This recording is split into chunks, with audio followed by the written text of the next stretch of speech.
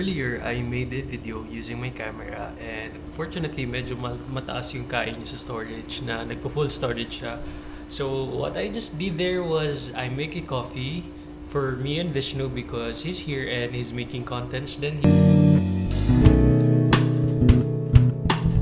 After making coffee, I was unboxing and unwrapping some packages. Yung una kong in-unwrap is this one. This is animal print na matte and it's yellow. And ang cute ng color niya. Actually, hesitant pa ako nung una na maybe I purchased a wrong one. Medyo na-down ako sa design. But nung nilatag ko na siya, it looks good. Lastly is this.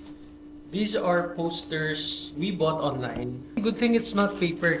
Hello, nagpapasingaw lang ako ngayon ng inflatable. Kasi mayroon tayong idadagdag sa area. Independent ko pa. I'm putting my weight on it para mabilis na ma-deflate. Last night pala, nakapag-shoot ako and ito yung clip nun.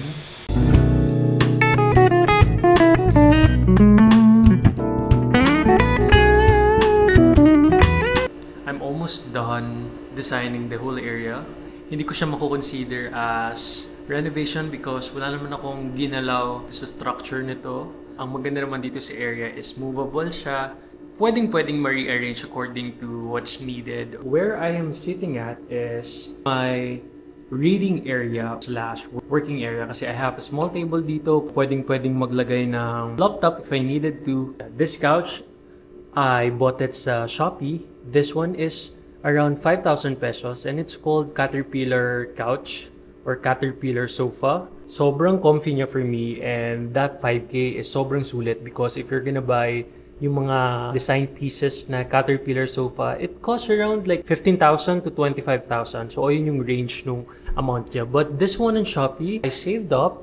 At the same time, it's a quality material kasi hindi siya lubog-lubog. And then, itong mga pillows, ano bang tawag sa ganito? Mga huggy pillows. What's inside here is meron siyang pillow and I bought it sa Mr. DIY kasi it cost around 150 or like 150 to 200 pesos each and beige yung original color niya. And then itong sheet naman, I bought it sa IKEA together with this one. Itong white naman na you can see here is a blanket.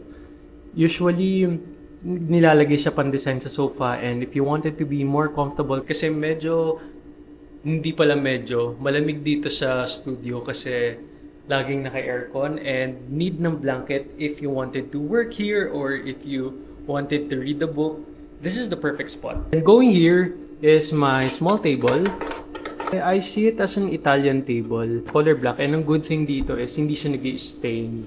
So even coffee or any drinks kapag tumulo siya dito, hindi siya nagmamarka. And then this lamp naman is IKEA again. Ang maganda dito is pwede mo siyang igalaw, itutok. Kapag magbabasa ka ng libro or kapag gusto mo ng little bit of light, it's movable, sideways, and then this one. Parang feel ko lahat ng corner dito is my book para maka-encourage ako to read some book kasi it's fun reading book. Maybe other people find it weird pero it's like a comfort for me reading a book. You can have coffee here or a laptop if you want. Basta more of like a chill spot siya. I'm excited to invite some friends here. Pagpasok nila dito, all they can smell is the smell of coffee because I have coffee scent na humidifier. I have coffee area which I'm stocking yung pinagtataktakan ng mga coffee. Ini-stock ko rin siya dyan para mag-smell siya. Meron akong biniling ganitong cabinet. So, lagayan lang siya ng mga Nintendo or like mga games. Ang color niya is like classic white. It comes with 2 sliding compartment. Ayan siya. This is where I'm putting some of the gears ng camera. This one is storage nung dinedevelop namin product. And as well as yung mga in-order sa Shopee na we thought maganda sa studio but it's not. So, dyan muna namin nilagay. Here naman, siguro lalagyan lang din ng books and other games. I have here mga board games, Avalon, Uno Spin, and Jumanji. We bought this donut sa Shopee again. This cost, sobrang mura lang nito. And ganito yung color niya kapag hindi umiilaw. Orange yung color niya. And ito lang itatap mo. So it has that color and will change to mas brighter na orange. And then last is a mix of light. So, ayan siya. Tatlo yung color niya. Yun.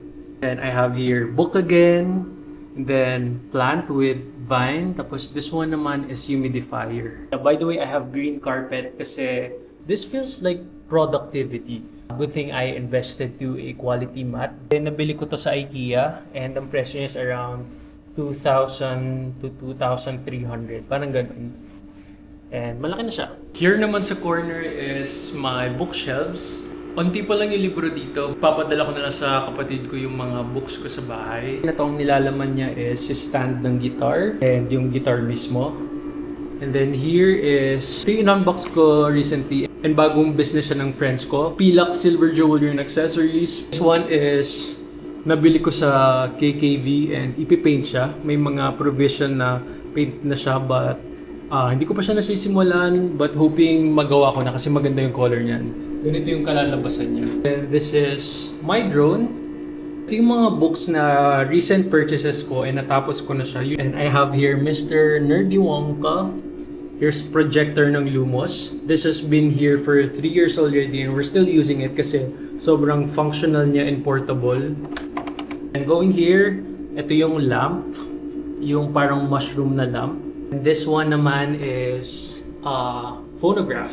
Here is Paddington. This one naman is yung pandilig. But I used it as a decorative piece. And then I have another plant here na may vine. And then this one is the flashlight lamp. Kasi ang maganda dito is I can twist it to make the light smaller. And I can put it back. Yan siya. Para siyang flashlight talaga. Ito yung package na dumating kanina and binili ko siya sa Shopee. It's an animal print na mat. I thought it's too much for the area pero nung nilagay ko na siya together with other piece here, sobrang nag-complement lang siya sa area. Ang maganda dito kasi it's washable siya and yung material niya dito will stick on the floor so hindi siya dumudulas na mat. Ayan siya. So like even like ganito ko, hindi siya nadulas. Ako pa yung dumudulas. 8:35 na ng gabi and yung labas nito, kulang pa ako na anong tawag dito, ng small table and chair para may kapihan or may tambayan sa labas. Meron na siyang flooring which is this. Ayan. Moving into this side, I have here a poster, a plant, and a movable lamp. What I love about this area is sobrang relaxing lang ng color, especially this one. Dumating din to kanina, in-order lang din namin siya sa Shopee. And sobrang mura lang nito. Ang material niya is yung ginagamit sa mga tarpaulin. But it's not glossy. This is like mix of a canvas texture and material ng mga tarpaulin. So, and maganda yung color niya. It matches with what I really wanted because here I have like the oldie Englishman. This one naman is like yung mga musicians. Yung main art nito is mga cyclists, which was one of my sports before. Hopefully, makabalik ulit tayo dyan. But yeah, ang ganda na. And then up here, I have the concave mirror. Yung mga nakikita niyo sa labas na nagpapapicture kayo, ayan siya. Sa Shopee ko lang din siya nabili. This one naman is a lamp I bought again on Shopee. This one mura lang, around 500 pesos. And it's movable. Tinapat ko lang siya dito sa wall para magkaroon ng backlight. And this is how it looks like. Another chill spot, may inflatable sofa with this huggy pillows. Same as dun sa Caterpillar sofa. Binili ko lang din yung cover sa IKEA. Ito yung area na to, ito yung lalagyan namin na backdrops, yung podcast area. I don't want na maging uniform yung mga art piece dito para free-flowing lang yung mga designs and very colorful. Ito yung itsura niya pag magpo-podcast ganyan. Tapos like, may another upuan dito. Just move this out. And mga ilaw na nakatutok dito para maganda. Siguro yun muna for today kasi hindi ko pa tapos yung sa clothing rack. Ilalagay pa kami doon sa decking ng clothing rack. But ayun, also yung damit doon is ano lang, tinignan lang namin. So like mga dinala ko lang din yung mga jackets dito para makita ko how it will look like. Ayun. I just can't imagine na nag-design ako ng ng unit area in a span of a week. Kada punta ko dito may dala-dala ko laging big bag. Sobrang dami kong in-unbox, ang dami kong in-unwrap, ang dami kong tinapon na mga basura. Wala lang. Fulfilling lang for me.